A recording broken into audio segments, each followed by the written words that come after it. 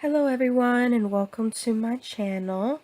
This is going to be my first video and today I'm going to talk about Kerli's video, The Real Reason I've Been in Hiding. If you don't know about Kerli, and I hope I'm pronouncing her name right, I'm from America, so originally I used to call her Curly, but it's actually pronounced something along the lines of Kerli. I have been listening to her music for quite some time, ever since I was a teenager, and even through some of my hardest times, which, it's just because of the fact that she's always made me feel good. There's something about her vibe that pulls me in and makes me feel good. And she talks about in her video how she went back to Estonia and went to the forest and how it makes her feel and so on. And I think that's such an important part of this whole thing and how she feels towards that. And I can really relate to that to some extent because I understand it's not really the same. Like I live in the US and I live in the southern states of the US. So I live in a very secluded place, so well, not somewhat, I am surrounded by the forest. I am surrounded by woods in that type of area. My backyard is basically the woods, and my backyard is basically the forest. So, I can understand that how she feels and how she was talking about how it makes her feel like she is at home or natural or something like that, she said. And, that's just that, it's so true. It's just so true. This isn't really like a real response video or something like that, and I'm not going to say anything malicious or something like that anyway. Like, it's nothing to do with that, if anything. But at the same time, I was thinking about this video when she was talking about how she has, she's traveled and she worked on her music and this, and she's just been a go-getter ever since her early 20s. And, I just thought to myself, the thing about living in a secluded area is that when you're young, or I think it's mostly for people who live in secluded areas or in woodsy areas and such, I think you feel even more of an urge to get out there and to do certain things than somebody in the city would, which, and not to say that, a younger person in the city or somewhere more public wouldn't feel that way. I'm just saying when you're in such a secluded area for so long, it just feels like you need to break free. Like there's so much out there that you don't know about. Like I've never lived in a city before. I've never lived in the city ever. I lived in bigger neighborhoods, but I've never lived in the city. So but at this point, now that I'm in my early 20s, I think some people in their early 20s still feel necessary or the need to get out there and do something. But for me, I somewhat feel that, but I don't really feel that anymore. And especially as I've gotten more spiritual throughout the years. Ever since I was young, I felt vibes about people, and I've gotten very good vibes off of her. I've always gotten good vibes off of her, especially when watching her talk like this. It beams on you, like this good energy that beams on you. And it feels so liberating and inspiring, her story and the way she is. She's just amazing. And, she talks about so many things that I can relate to. Like, okay, for example, when she talks about going into the music industry and she talks about her experiences with the whole Me Too movement. Okay, she didn't really respond to the Me Too movement for a while, but she does talk about how, she's had some things in the music industry that happened to her, like, and for me, I put myself in that position in a way because when I was younger, and I'm not going to get into it, but when I was younger, I did have a certain person take advantage of me.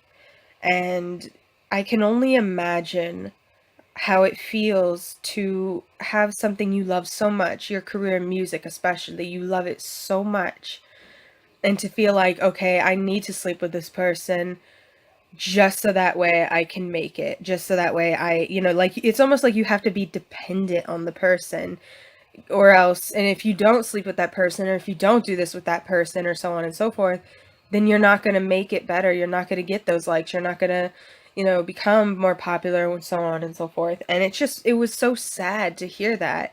It was really sad. And That's how I related it to an extent, because I thought of my situation, and then I thought of hers, and I can only imagine how that feels to have that put on you. I can only imagine how that feels. No, but she talks about a boyfriend that she's been with, or a certain person that she's been with for 9 years, and then they broke up and they weren't together anymore. And that makes me really sad too, because I'm in my early 20s, but I've been dating someone since my teens, and he's amazing, and I've been with him for 7 years now, and he's still amazing. He's just a wonderful person.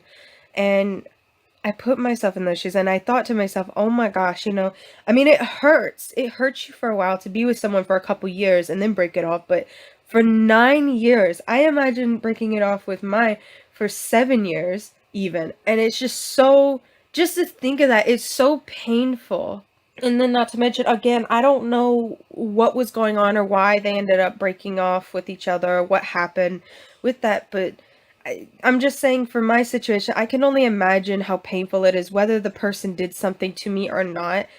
It's painful to think about, like, being with someone for that long 9 years or 7 years, and having something like that happen to you. It just must be so heartbreaking and terrifying, almost. Like, you I'm not saying I depend on my boyfriend, because I don't. I don't depend on him. I depend on myself, and I think everybody should depend on themselves before they get someone and work together with them. But at the same time, we do help each other with a lot, and we are very close with each other and talk about so many things.